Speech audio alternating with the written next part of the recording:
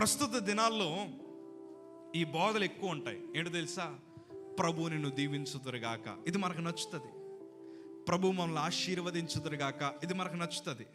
దేవుడు నీకు ఆరోగ్యం ఇచ్చుదురుగాక, ఇది మనకు నచ్చుతుంది. కానీ ఆశీర్వాదాలు అందరూ ఇస్తారు. ఆఖరికి నాన్ బిలీవర్ అంటే యేసు ప్రభు నమ్ముకోలేని వారు కూడా మీ నెత్తిమీ చేసి దేవుడు నిన్ను చల్లగా చూస్తాడయ్యా అంటారు. దీవెనలు ఎవరైనా ఇస్తారు. నోటి మాటతో చెప్తే అది ఎంత సంతోషమో. అంతెందుకు, ఎవరైనా పిలిచి అయ్యా దేవుడు నిన్ను కోట్లాది మంది ప్రజల మధ్య దేవుడు నిన్ను వాడుకుంటాడయ్యా అని అన్నారు అనుకోండి, ఎంత సంతోషం వస్తుంది. అమ్మయ్యా, హ్యాపీ.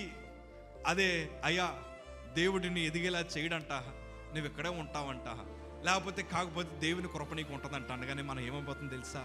హర్ట్ అయిపోతాం. ఏటి ప్రభా అంత ఏం చేసావు? నేను ఎప్పుడు ఒకటే ప్రార్థన చేస్తాను, ప్రభా దీవెనలు వారి సంపాదించిన ఆత్మీయ జీవితాన్ని బట్టి ఇస్తావు, కాకపోతే సంఘాన్ని హెచ్చరించే తలాంతులు మాకు అవసరమని ప్రార్థన చేస్తాను. ఎందుకో తెలుసా?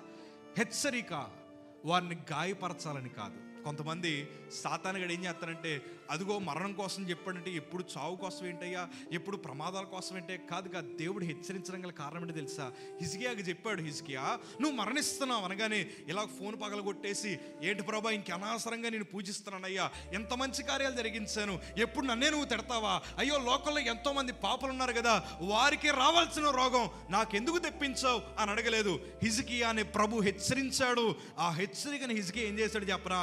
కోపం తెచ్చుకోలేదు, గోడ తట్టు తిరిగి ప్రార్థన చేశాడు. దేవునికి స్తోత్రం కలుగునుగాక. ప్రభు మళ్ళీ హెచ్చరించడం గల కారణం ఏంటో తెలుసా? గాయపెట్టుకుంటామని కాదయ్యా, ప్రార్థన చేసి ఆ ఉగ్రత నుండి తప్పించబడ్డానికి ప్రభు హెచ్చరిస్తాడు. హల్లెలూయా. దీవించడం ఏముందయ్యా? తాగుబోతాడు కూడా నువ్వు బాగుండాలమ్మా అని కోరుకుంటాడు. దీవించడం ఎవరికైనా ఈజీయే. మీకు మాట చెప్తాను, మనిషి జీవితంలో ఏంటో తెలుసా? ఎంత సమృద్ధిగా అనుభవించామన్నది జ్ఞాపకం ఉండదు, ఎన్ని రోజులు పస్తులు ఉన్నాం అన్నది జ్ఞాపకం ఉంటుంది. అందుకే కొంతమంది అంటారు కదా, ఇవాళ ఇంత సంతోషాన్ని అనుభవిస్తున్నాం, కానీ ఒకప్పుడు తినడానికి మెతుకులు ఉండేవి కాదు. అంటే మనకి ఎప్పుడు ఏం జ్ఞాపకం వస్తుంది చెప్పనా?